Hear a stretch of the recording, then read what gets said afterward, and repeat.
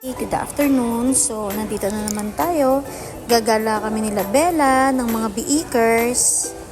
Yan, pauwi kami ng Abulala sa Gonoy, Bulacan. So, dyan lagi si Bella sa harap. Then, sa likod, si Hershey, si Shadow, at saka si Aurora.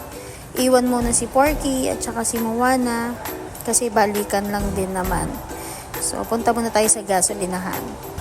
Then, dito sa gasolinahan, magpapalinis muna tayo ng windshield and then magpapagas, magpapahangin. Kasi syempre, malayo-layo yung biyahe natin. Mas buti ng okay or nakakondisyon yung sasakyan. May gas, diba? Malinis, and tama yung hangin. So, dito na tayo sa Skyway. Sa Skyway, dapat ang takbo mo 60 lang. Syempre, kailangan nating sumunod dahil una sa lahat, gusto ko safe and ayoko ring matikitan dahil mahal yon. So, NLEX, papasok na tayo. Dito tayo sa Balintawak. Ako lang ba yun? Pero ewan ko kung bakit. Pinalitan na nga yung RFID ko. Pero ayaw pa rin niyang gumana. Nahihirapan naman ako kahit idikit ko naman sa gilid. Hindi ko maabot. Kaya minsan, binubuksan ko pa yung pinto. Ewan ko ba kung bakit lagi nagloloko yung RFID. Buti na lang talaga, meron pa rin kahera na duty. So, meron pa rin mag-a-assist sa'yo kung magloko man yung RFID mo. Kasi ang hirap mag-abot talaga sa totoo lang. Yan, magandang bumiyahe pag ganito alanganing oras. Walang traffic, mabilis lang yung biyahe mo. So, ako, nakukuha ko yan siguro mga 1 hour and a half from Makati to Hagonoy, Bulacan. So, pasok na tayo ng NLEX. Naman natin dyan, pinakamabagal na takbo naman ay 80. So, dito maganda bumiyahe kasi nga walang traffic dahil alanganing oras. Wala ka masyadong kasabay, hindi siya rush hour. So, on the way na tayo sa Tabang exit. From Tabang naman yon, babagtasin na lang natin bayan-bayan. Yan, so Tabang exit na tayo. Papunta na tayo sa Hagonoy, Bulacan. So, maganda rin yung highway dito. Walang masyadong lubak-lubak. Kasi meron talagang part ng NLEX na malubak talaga. Yung magugulat ka na lang. Bigla kang kakaldag. So, dito naman, smooth naman. Yan. So, andito na tayo sa Hagonoy. Ito ang talagang pang 4x4 na datingan. Yan. So, rough road siya. Bato-bato. Tsaka yung mga daanan dito. Saktuan lang pang isang sasakyan. So, kung meron kang makakasalubong, yun, tulungan na lang kayo. Gawaan na lang ng paraan paano kayo dadaan. Kung ayaw mong ma-shoot dyan sa taniman, sa palayan, o kaya meron din madadaan ng kapalaisdaan, mas mahirap yun. So, yan ang tinatawag na tamang diskarte. Pagalingan na lang sa pagtansya-tansya. Kasi syempre, papasok ka pa sa gate niyan, so dapat tansyado mo talaga para di ka sumabit or malaglag. So, andito na tayo. Hindi ko kilala yung aso na nandiyan sa may gate. So, kakain muna tayo dahil bagong dating. Almusal tanghalian, malabos na hipon, yung labanos, at saka pritong hotdog. Yan, tapos pahinga konti, papunta naman tayo sa palengke. Pupunta kami dyan sa, kung tama ba ako, sa Agustin, bibili tayo ng mga fresh. Yan, so andito na tayo sa palengke. Tilapia, yung mga binibili namin. Tilapia, tapos bangus, tapos meron ako makita dyan na kuting, na ang cute-cute na kuting. Yan, so tanong din tayo ng hipon. 1 kilo lang bibiling ko ng hipon kasi bibili naman kami bukas sa pondohan. So, yung pondohan, yun yung talagang bagsakan talaga. Yung nakita mo yung mga bangka. Pag hinto talaga nila, bulungan yung presyo. Napakaraming paninda. Depende sa laki. May maliit na hipon, malaking bangus, tilapia, at saka mas mura doon kasi bulungan lang yung presyo. So, eto mga bibili natin, panghapunan lang to at saka pampulutan. So, yan si kuya, nililinis na yung bangus. Yan. Pinapalinis ko siya kasi gusto ko siyang iprito. Pritong padaing, parang ganun. So, hindi mo na siya imamarinate.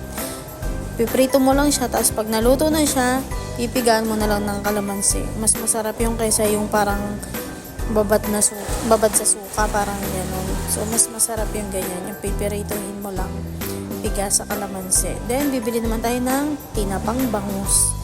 Ito naman, syempre, ipangluluwas ko.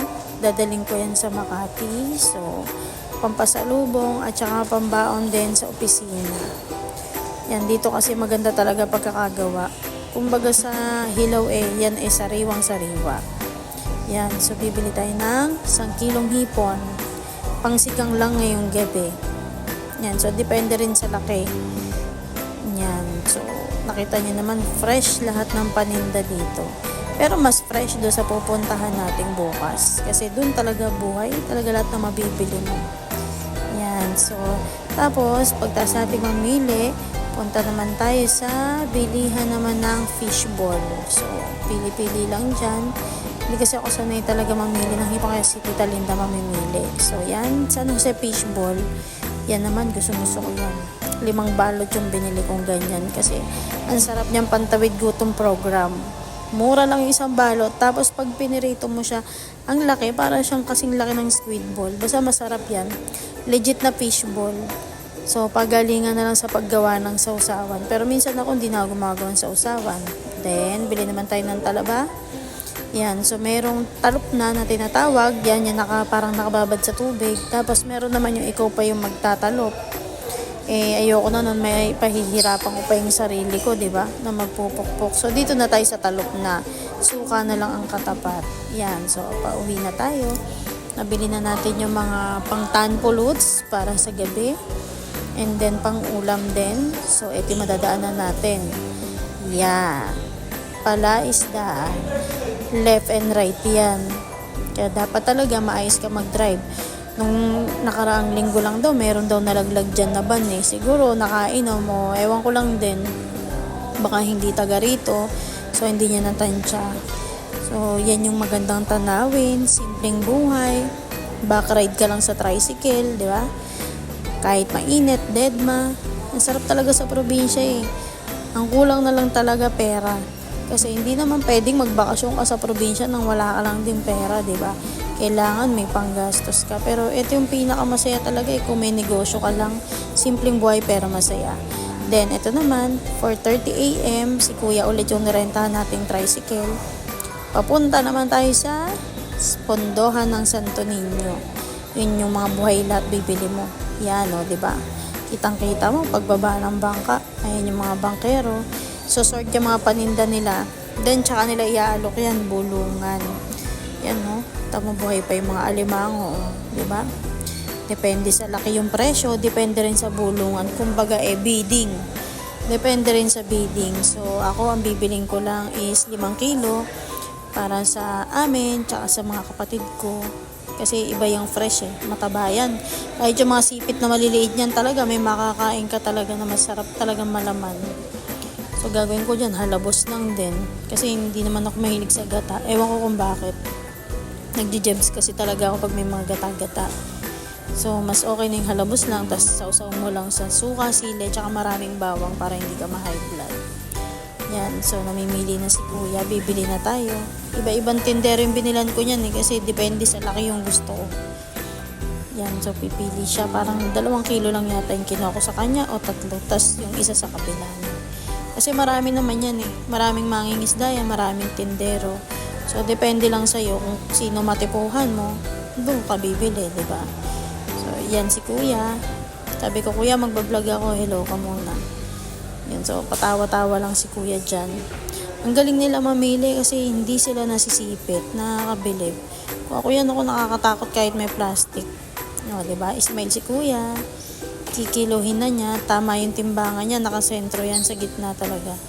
Lahat makikita yung kikiluhin mo. Yan. Buhay pa yan. As in, lahat buhay dyan. Walang deads dyan kahit yung mga isdang maliliit. Yan. So, okay. Tapos dito pala, bibili ka ng sarili mong supot.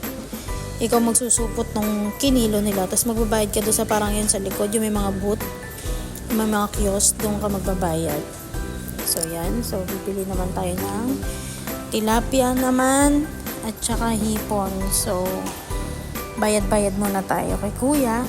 Siyempre, sa murang halaga. Malaking-malaki yung discount dito talaga kumpara mo sa mga grocery. Diba? Babayad tayo ng 2,000. Ang sukli dyan, ewan ko, parang 1,100 lang yata yun. Basta sobrang mura dyan eh. Yan, medyo dumadami na yung tao. Yung mga nagpupunta dyan, yung mga may pwesto sa palengke. Tapos ititinda rin nila.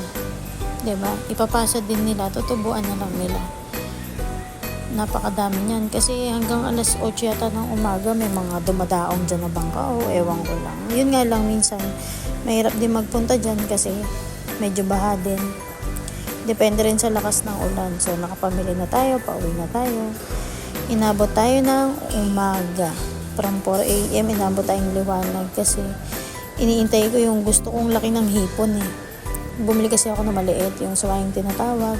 Bumili ako ng normal na laki lang. Tapos bumili naman ako ng sumunod na malaki pa doon. So, dito na tayo sa Makati.